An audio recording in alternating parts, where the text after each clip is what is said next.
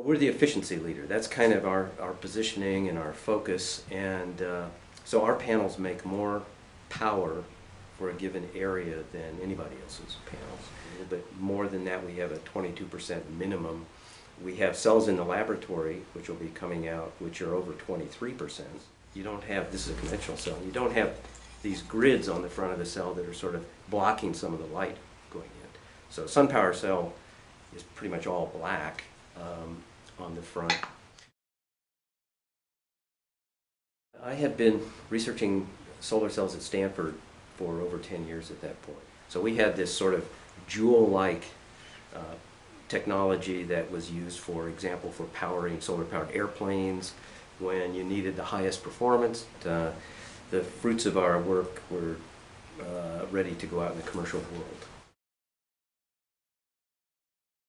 Most of the obstacles were related to trying to align the product with the market. Our initial idea of doing concentrators, attractive as it was on paper, just did not materialize in the market. So we kept the company alive by doing special projects like making the solar cells for NASA. We realized that the industry was headed towards flat panels as being the way to go, rather than concentrators. On the other hand, large existing players in the industry were generally major oil companies, Arco Solar, Shell, Solar, BP, and it didn't look like a startup could really shoehorn into that.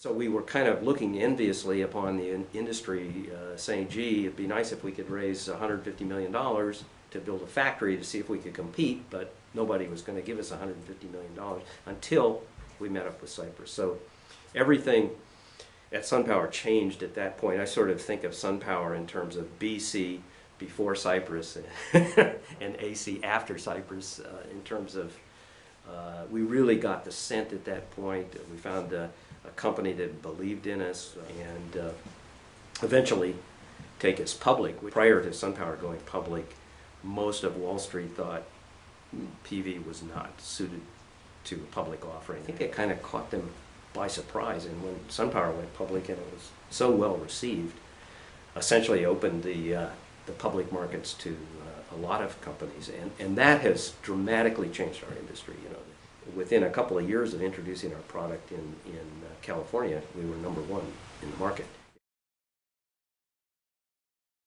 Energy is a rather slow-moving sector compared to what many technologists are used to, such as IT or something like that. Well, solar is particularly difficult because the panel has to not only be very inexpensive to make, because sunlight is fairly diffuse source of energy, but it has to last 20 years or more, which is unusual for a product, and it has to do that outdoors, which is very unusual. So it's a tall order, and it takes, frankly, just a lot of work.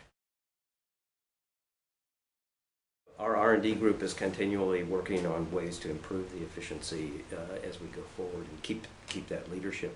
I encourage our engineers to innovate and file patents, and you know, we do all this sort of things that you would read about a bigger company doing to foster innovation, and just hope we're successful at doing that.